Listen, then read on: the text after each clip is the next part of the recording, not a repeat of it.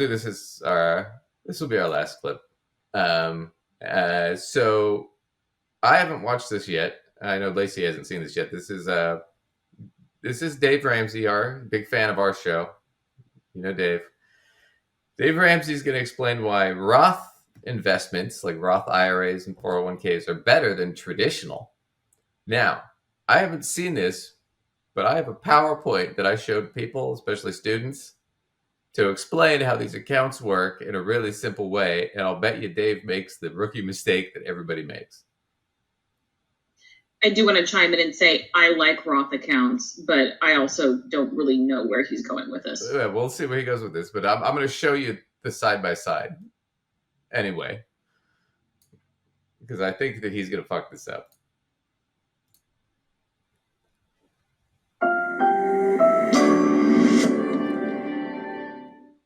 Jane's in Kalamazoo, Michigan. Hi, Jane. Welcome to the Ramsey Show. Hi. Thank you for taking my call. Sure. What's up? Well, I've been listening to you for a little while now, and you seem to favor a Roth IRA over a traditional IRA quite frequently. I know the differences. I'm wondering why you tend to favor the Roth, and I could tell you why my financial advisor originally put all my money into a traditional, if you want to hear that. Well, it's possible that your financial advisor fell in the same hole that other financial advisors fell in and couldn't get out. And that hole was, in order for the traditional to work out ahead of the Roth mathematically, you have to be in a lower tax bracket dramatically at retirement than you are now. A dramatically lower tax bracket, which, by the way, means you haven't got any money. Because if you've got $5 million, your required minimum distributions at 70 and a half are going to put you in the same tax bracket you're in now. So you're not. Okay. Okay. So here he did. He fucked it up. This is a camper move. This is rookie mistake 101. All right. Let me do this. Here we go. Traditional versus a Roth. Rookie mistake. So, oh, shoots. Let me do this. Sorry. I don't want that view. I want that view. There we go. So, traditional. So, here's how this is set up. So, it's named after, what was his name? Joseph Roth. It was him and a guy named, I forget, Hackmead or something from Oregon. They developed this thing. So the idea of a Roth is you're supposed to still end up with the same amount of money whether you do a Roth or a traditional. But it was to try and get more people to invest in their retirement. So let's say you're in the 20% tax bracket your whole life, right? We're not changing your tax bracket at all. So in retirement and now, today, you're in the same tax bracket you're going to be in, which is his scenario, Dave's scenario, right? You didn't change your tax bracket. Okay, here's where Dave fucks this up. So if I'm in a traditional and I have $10,000 to invest, we'll just make this easy. I don't pay tax on that money now. It's deferred tax, right? But I have my $10,000 to invest, and let's say I get 8% for 9 years, so it doubles the money, right? So I have $20,000 at the end to take out. So I take that out. It's taxed when it's withdrawn. So I'd end up paying $4,000 in taxes on that $20,000, but I'd still have $16,000 to spend. Right? Now with a Roth, I have the same $10,000 I put in a Roth. I'm taxed now, and I only pay $2,000 in taxes. So I paid less taxes, right? Which is where Dave's like, boom, hey, less taxes. We already won. But he doesn't complete the equation. Because now I only have $8,000 to invest because I paid the taxes today. So I double my $8,000 and it becomes $16,000, and I don't pay tax when I withdraw it. So I still only have $16,000 left to spend. So that's the thing about it. From that perspective, you still end up with the same amount of money if your tax bracket doesn't change, which is the scenario he just gave. So he's saying, well, your advisor doesn't understand this because it only works if your tax bracket changes, which is partly true, but it's wrong, right?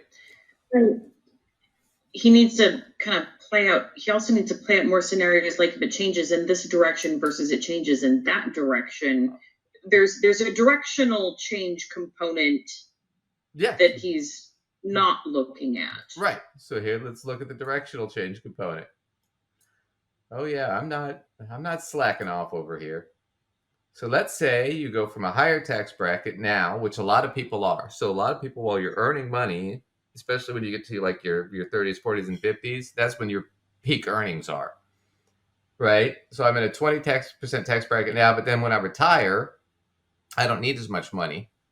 I think the average is like 80% of what your income was, is what most people live on in retirement, right? To maintain their lifestyle, because you don't have the same expenses because you're not working. You don't have to drive to work and all that stuff. So I go for my 20% now while I'm saving the money, but I'm probably going to be in like a 10% tax bracket when I retire, or a lower tax bracket. But I just did 20 to 10 to make it easy. So I have $10,000 now in my traditional. I don't pay tax. I invest the $10,000, doubles after 9 years. I have $20,000. I tax it now. It's taxed when I withdraw it. So I'm taxed $2,000 because I'm in the lower tax bracket now, 10%. So I have $18,000 to spend. With a Roth, on the other hand, I have my $10,000. It's taxed right now. So I invest my $8,000. It doubles after that. I get $16,000. I don't have to pay tax on that, but I only have $16,000 to spend. Right? So that's the advantage of a traditional. And this is why most advisors, if you're probably you're earning in a higher tax bracket, right? If you're making over $70,000, $80,000 a year, traditional's the safer bet. Bless you. Bless you. But the traditional is the safer bet because in all likelihood, your taxes are going to be lower when you're in retirement. Because a lot of people aren't working. You're just taking income from your retirement funds and your Social Security, right? So you're not making as much money. Bless you. Right. Plus, you're not having to pay for kids and all that shit usually in retirement. Right. So you don't have to earn as much money. You're just taking care of yourself. So that's why most advisors will do that. Because in all likelihood, you'll be in the lower tax bracket. So you'll have more money in the end. Yeah, you're getting attacked. But here's why a Roth is there's a couple things that Roths are really cool about. But this is essentially why the Roth was developed. Is if you're lower income to begin with, let's say you're in your 20s or your 30s and you're just, you're starting your career out and you don't make a lot of money. So you're in the lower 10% tax bracket today, but you're going to go up to a 20% tax bracket probably by the time you retire, or you're going to go to a higher tax bracket when you retire because you'll have more money by then. Then if I put my $10,000 in today, not taxed on a traditional, I have $10,000 to invest, doubles after my 9 years, I have $20,000 to withdraw. My tax one's withdrawn, I pay the $4,000 in taxes, the 20%, right? So I have $16,000 to spend. But if I put it in a Roth, and I'm only at the 10% now, if I put the 10%, $10,000 in a Roth, I only pay $1,000 in taxes on the 10%. So I have $9,000 to invest. So doubles after that, I get $18,000. Now I have $18,000 to spend. So I beat the traditional because I went from a lower tax bracket to a higher tax bracket.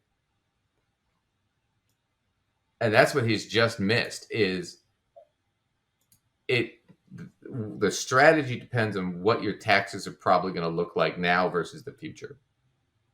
Right, exactly.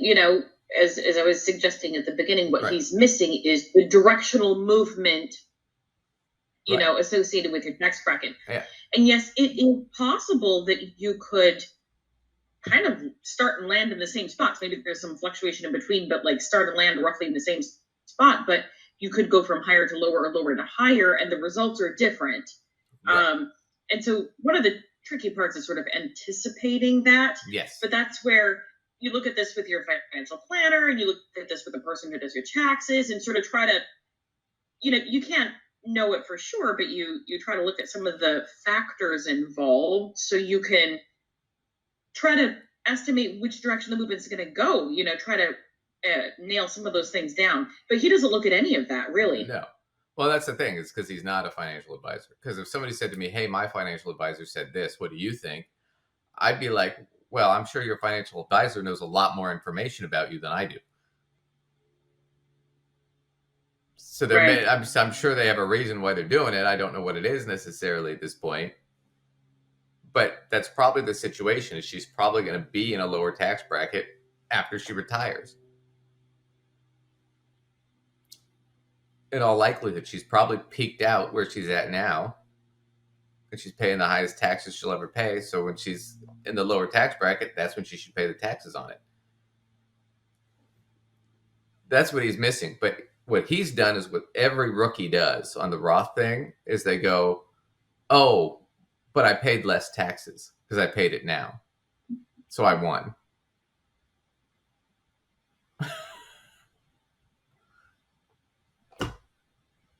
Because you either pay the same amount in tax or less, but it's whether you pay it now or later. What really matters, though, isn't what you're paying in tax. It's what do you have at the end. Right? I mean, Lacey, if you had to pay a higher tax, but you ended up with $1 million, would you take that deal? Or would you take the deal where you pay a lower tax and you only end up with $500,000? I'd want to know what my tax was going to be. No. You pay the tax, but you have $1 million left. Yeah. Or you pay a lower tax rate and you only have $500,000 left. Which would you take? I mean, I want my $1 million. Right. That's what he's fucked up. He's just thinking about lower tax. He's thinking you should take the $500,000 because it's lower taxes. It's like, no. You should take the $1 million and just pay the higher taxes. Sure. That's what fuck up. Let's watch some more of this. But I called it. I didn't even watch this video, and I knew he was going to make that fucking mistake because everybody makes that same mistake. Not going to be in a lower tax bracket. And so the Roth absolutely mathematically kicks the traditional's butt. It doesn't, though. And here's why. If you take $200 a month from age 25 to age 65, 40 years, and you invest that in a decent growth stock mutual fund, you're going to have $2.5 million in there. However, only 96,000 of the 2.5 million is actual principal that you put in. So if you did a traditional in that, you would have gotten a tax break on $96,000. You would have not paid taxes yet on $96,000, but you'll pay taxes on the entire $2.5 million as you pull it out. If instead you did this with a Roth, you would pay taxes on the $96,000 and zero taxes on the rest of the $2.5 million. But see, that's where he fucked it up. Because he's saying, oh, Lace?